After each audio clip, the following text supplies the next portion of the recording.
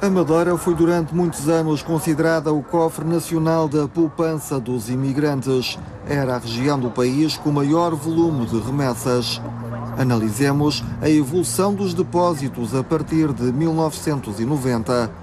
De acordo com o Banco de Portugal, entraram nesse ano na região autónoma da Madeira 605 milhões de euros. Embora com ligeiras oscilações, os depósitos de imigrantes foram aumentando, atingindo um pico em 2000. Entraram cerca de 4.300 milhões de euros. Nos últimos 15 anos, a trajetória tem sido descendente, caindo no final do ano passado para valores muito semelhantes aos do início da década de 90 do século passado. Feitas as contas, neste período, perderam-se 3,6 mil milhões de euros em depósitos de imigrantes. Em 2015, restavam menos de 700 milhões de euros. Já nos primeiros 5 meses deste ano, as remessas de imigrantes portugueses caíram 8,3%. A nível nacional, a França lidera a lista dos países de onde os imigrantes portugueses mais enviaram dinheiro para Portugal. A mesma tendência de queda seguiram os depósitos provenientes de países africanos de língua oficial portuguesa. Olhamos agora os empréstimos concedidos pela banca às empresas. Entre 2002 e 2009, assistiu-se a uma subida gradual do volume de crédito. O pico surgiu em 2009, com um empréstimo de 4,8 mil milhões de euros. A partir daí, registrou-se uma queda até ao ano passado. 2015 terminou com um total de crédito concedido da ordem de 2,3 mil milhões de euros, ou seja, um valor inferior ao verificado há 14 anos. A tendência de queda mantém-se nos primeiros 6 meses de 2016. Os empréstimos a famílias também sofreram uma redução. Junta-se a tudo isto um outro dado: a poupança dos portugueses caiu, de acordo com indicadores da Universidade Católica.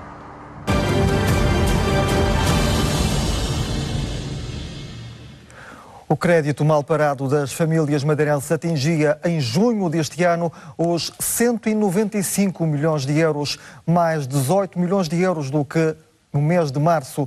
O fenómeno do crédito mal parado é mais acentuado no crédito para consumo do que, por exemplo, no segmento da habitação.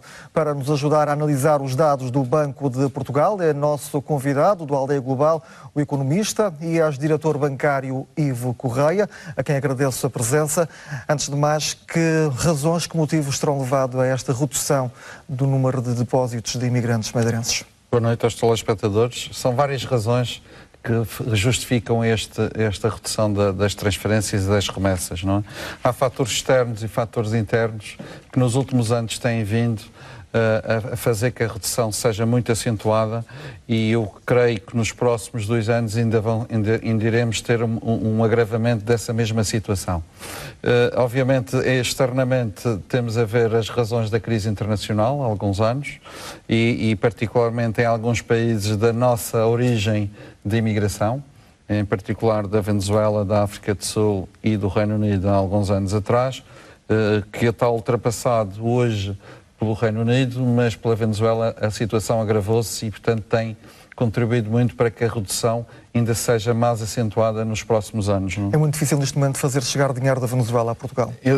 Ou quase impossível? Eu diria é impossível, não é? Ou seja, se é mesmo impossível hoje quase, e todos nós vemos a situação económica e até mesmo alimentar da Venezuela, e portanto mesmo que as pessoas hoje tenham lá dinheiro, não têm autorização para fazer as suas transferências. Portanto, as transferências já estão no exterior em outros países que não na Madeira, e portanto depois não são efetuadas as transferências para a Madeira pelos fatores internos e não externos, mas hoje da Venezuela é quase impossível transferir dinheiro, ou seja, as poupanças dos nossos imigrantes. Não é? A falta de confiança na banca terá sido também determinante para este decréscimo? Ou seja, dentro dos fatores externos, eu diria que começaria, porque vemos que já há mais de 10 anos que a redução é acentuada, eu diria que temos um fator nos últimos 6 anos desde a entrada da Troika, não é? Desde a entrada da Troika tivemos um problema de credibilidade do país e das próprias instituições e da nossa economia. Levou a algum receio, e já por parte de alguns clientes e alguns investidores, ter o dinheiro em Portugal. Depois que as situações efetivas e reais do BES e do BANIF, portanto a situação agravou-se, o que levou que muito do dinheiro que existia cá fosse transferido para outras praças ou para outros mercados. Primeiro porque até agora a Madeira tem gozado de uma relação emocional com esses imigrantes e as segundas e terceiras gerações já não têm essa relação connosco. Ou seja, a primeira geração ainda está viva, a segunda e a terceira já fizeram vida nesses próprios países, têm outros interesses, têm outros negócios e têm outros países de preferência. Eu estou-me a lembrar, por exemplo, da casa da Venezuela, muita gente foi para Miami e para outros mercados ou para Madrid e, portanto, já não estão cá na Madeira ou não se revêem cá na Madeira. É impensável por essa via termos uma recuperação semelhante àquela que aconteceu, creio, no ano 2000? Sim, é impensável, porque a economia não volta a ter o crescimento que tivemos nos últimos 40 anos, bem gostaríamos que tivesse, mas não tem, e particularmente muito alavancada pelo crédito de habitação e muito pelo negócio imobiliário, que não vamos voltar a ter nos próximos anos, e portanto vai haver um crescimento lento noutro segmento e com outro tipo de crescimento, não é? E portanto a economia vai ter que se ir ajustando a um crescimento maior. E é o contributo também de ter um produto para vender mais a essa imigração. O mercado também e a economia não gera rentabilidade suficiente para competir com outros mercados onde os países da imigração hoje encontram, não é? Portanto, é um desafio que a nossa economia tem que crescer para poder competir com mercados como em Miami, por exemplo, hoje do mercado da Venezuela, como, por exemplo, o mercado imobiliário de Londres para a nossa imigração, que talvez seja hoje aquela que tem maior disponibilidade e que a economia facilite muito. A da África do Sul também tem alguns problemas, mas está em crescimento, mas encontra talvez eventualmente outras paragens de investimento, como no caso do Reino Unido e da Austrália, e portanto se não houver aqui um desígnio regional de atrair e de ligar e de linkar as novas gerações à Madeira, nós vamos ter uma degradação, uma erosão destes depósitos que temos no banco. E por uma razão simples, porque os decisores e os influenciadores da decisão onde o dinheiro está, vai desaparecendo, não é? E, portanto, é hoje um problema que a economia madeirense vai ter que ter, não é? Falávamos nesta reportagem dos depósitos bancários, segundo os dados do Banco de Portugal. As remessas, embora sejam diferentes, também seguem a mesma tendência de queda? As remessas, eu faria aqui uma distinção entre duas coisas, a migração portuguesa no geral e a migração madeirense em particular. No geral, a migração portuguesa, e nós vemos aqui que as remessas de França continuam a crescer, e portanto estão com um crescimento de 6,5%, e portanto essas estão a crescer porque devem-se muito a reformas, à quantidade de imigrantes que trabalharam ou ainda continuam a trabalhar, porque houve um reforço de imigração portuguesa para esse mercado, onde não só aumentou o número de reformados, mas de novos trabalhadores que aumentaram e que continuam a enviar receitas para Portugal. Um cenário diferente àquele da Madeira. É um cenário diferente, e porquê? Porque a imigração madeirense não é não reside em países, excetuando Londres, onde tem um sistema alternativo de segurança social. Portanto, a imigração da Venezuela e a imigração da África do Sul são sistemas onde não existem reformas e, portanto, muito dificilmente existem reformados venezuelanos, não é? Portanto, porque, ou seja, eles pouparam uma vida, trabalharam uma vida e são esses capitais que estavam cá e que hoje encontram outro destino, não é? O Centro Internacional de Negócios pode ser uma porta para esta nova geração de imigrantes para investirem na Madeira, ou não há condições suficientemente atrativas neste momento? Neste momento, ou seja, o Centro Internacional de Negócios da Madeira teve também as suas vicissitudes, do passado e de credibilidade, que só a última alteração comunitária pode lhe dar alguma estabilidade, não é? Mas também a questão política e a análise sempre que se faz sobre o Centro Internacional de Negócios e associar um offshore leva a algum receio sempre da imigração, não é? É um Centro Internacional de Negócios que pode servir não só para a Madeira, mas para o país como fator de atração do investimento em Portugal, seja da imigração, seja de não imigrantes, e que tem que funcionar, não é? Agora, tem que se ver onde, porque no fundo o Centro Internacional de Negócios é para empresas não residentes ou para residentes que queiram exportar para lá fora. E isso pode ter e encaixar muito bem em mercados da saudade que tenham atividades lá fora e que efetivamente se possa oferecer esse tipo de empresas e particularmente de empresas que queiram fazer exportação para a Europa. É uma excelente forma e oportunidade de entrar na Europa de outras empresas da imigração ou não da imigração. Não é? Olhando agora para a análise dos empréstimos bancários, verificou-se que desde 2009 tem sido praticamente em queda, tirando uma outra situação de oscilação. É uma consequência também da crise que já se fazia sentir porventura na altura? Sim, é uma consequência da crise, é uma consequência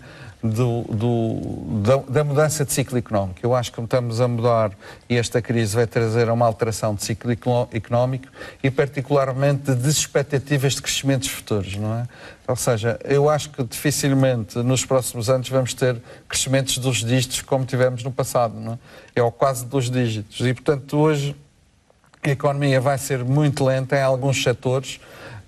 Em particular a Madeira temos setores muito específicos onde o crescimento vai ser maior, como o turismo. Prevejo que o turismo nos próximos 10 a 15 anos vai continuar a crescer, não só internamente estamos melhor preparados, mas também pelos fatores externos que todos conhecemos de outros países que têm tido alguns problemas e que nos têm favorecido. Como inverter esta tendência do crédito mal parado das famílias que tem vindo a aumentar? Com a economia. Só com a reativação da economia que se possa criar novos postos de trabalho, gerar valor e que se crie um novo ânimo de positivismo em que as pessoas acreditem que os anos futuros vão ser melhores do que estes últimos anos. Não é? Doutor, é também economista, foi diretor bancário. Esta semana assinalou-se o Dia Mundial da Poupança. É possível poupar nos dias de hoje num cenário em que as famílias já andam quase que mensalmente a fazer uma ginástica financeira bem grande? Esse é que é o grande drama. E volto à questão da resposta anterior da economia, ou seja, para se poupar é preciso ganhar, não é? E, portanto, nós temos que efetivamente aumentar a base económica ou a receita das famílias portuguesas, e isso só se consegue com o crescimento económico, não é? E, portanto, obviamente, hoje vivemos cada vez também uma sociedade mais de consumo ou de utilidades mais supérfluas e de abdicar mais do ter e do conhecer e do ser, não é? E, portanto, hoje o consumo, a poupança já é um reflexo dessa mudança de atitude, que as pessoas hoje já não se deixam, ou já não abdicam de poder viajar, de poder ir jantar fora, ou de poder comprar e ter as suas coisas, não é? E, portanto, hoje vive-se mais o hoje do que pensar no futuro, não é? E, portanto, é um bocadinho, temos que sempre incentivar a pequena poupança. A história da formiga é um bocadinho, tem que ser reativada, não é? Quer-nos dar alguma sugestão? Os mielheiros podem, porventura, voltar a sair do armário ou não? Sim, olha, esse é um bom exemplo dos mielheiros com outras cores, com outras formas, e de voltar as crianças a ter o mielheiro, não é? Hoje, se calhar, as crianças têm muito mais acesso a coisas e, se calhar, não pensam tanto em poupar para atingir, porque hoje, como é uma sociedade de consumo, hoje tenho, peço e obtenho, não é? E, portanto, se calhar, o adiar de algumas, ou levar que a pessoa tenha e que valorize mais algumas peças, pode passar muito pela poupança e pelo incentivo, não é? Sempre numa perspectiva, numa microeconomia, numa perspectiva à escala quase doméstica. Sim, eu diria que, eu costumo dizer sempre que a grande diferença entre os europeus e os americanos é que os americanos incentivam os filhos um bocadinho a fazer a limonada, aquilo que se vê no filme, não é? É pegar os limões e a vender, e o pai dá o exemplo de lá e vai comprar limonada para incentivar esse espírito comercial. Os europeus um bocadinho fazem ao contrário, não é? Primeiro, ou então os portugueses, se o filho vai buscar os limões, já é repreendido de ir buscar os limões. E o pai depois, quando vai beber a limonada, diz: não vais cobrar ao pai porque os limões eram meus, não é? E, portanto, é um bocadinho esta atitude que temos que preparar as novas gerações, que têm que ir um bocadinho à luta, têm que poupar, têm que investir, têm que trabalhar, não é? Têm que planear. Portanto, nós ainda estamos um bocadinho do estado do emprego e temos mais de ter mais um enfoque no trabalho. Não é? Vemos aqui no crédito mal parado que aumentou 18 milhões de euros praticamente entre março e junho. Como é que as famílias podem dar a volta a esta situação? Renegociando com a banca, uma vez que a maior parte das situações devem-se não à questão da habitação, mas créditos para outros fins e não propriamente a habitação. Pronto.